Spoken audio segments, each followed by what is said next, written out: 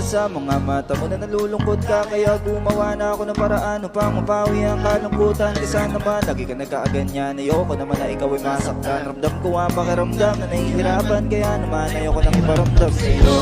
Malapit na ako, konting oras na lang ay magsasama na tayo. Malapit na ako, yan sa tabi mo.